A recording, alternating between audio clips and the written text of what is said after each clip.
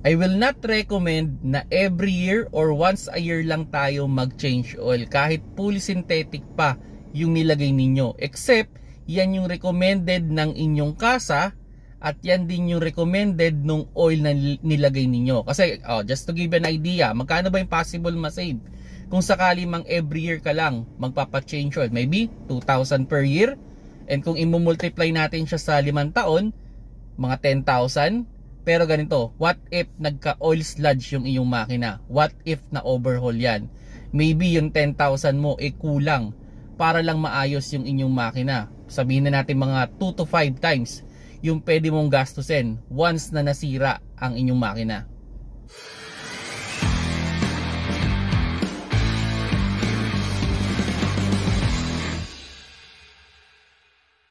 Hello mga paps, I'm Kuya Shane. At yun, ano daw bang masasabi ko sa once a year lang kung mag-change oil?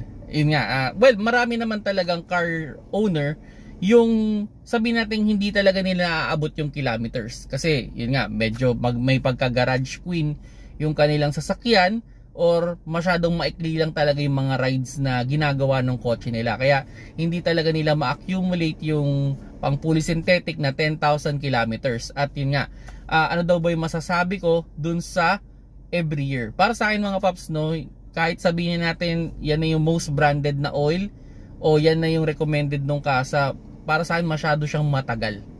Okay, masyado siyang naka-stay do sa ating engine. At ang problema dyan, pag masyadong matagal ang oil sa loob ng ating engine, there's a possibility na mag-cause siya ng oil sludge. So yung oil sludge na yon, kumbaga para namumuo na yung oil dun sa loob ng makina natin, and once na namuyan, mahihirapan yung pump natin na mag-pump ng oil, or mababarahan niya yung mga daluyan ng oil. So anong effect? Hindi malulubricate yung mga parts natin dyan. At pag hindi yan na-lubricate, pwedeng mag-init yan, pwedeng tumaas yung friction dyan, or pwedeng yung wear and tear ay tumaas. So ang ending, masisira yung makina.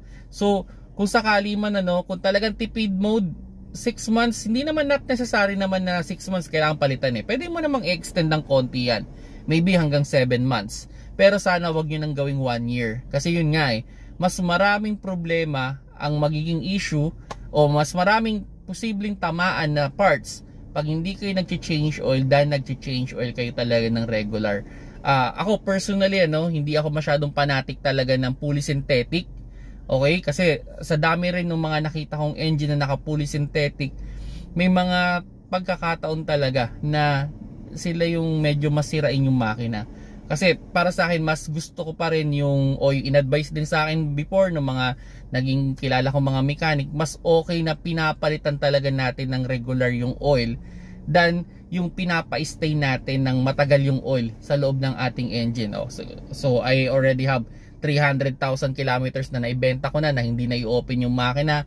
I still have 200,000 kilometers na kotse na in good condition pa yung makina. Kasi yun nga talagang inaalagaan ko sila sa oil. Kumbaga, sinusunod ko yung interval na kahit hindi masyadong gamit yung kotse, binibase ko dun sa months. Like yun, most of the time, mineral, pinapatagal ko lang siya, maximum na yan ng 4 months.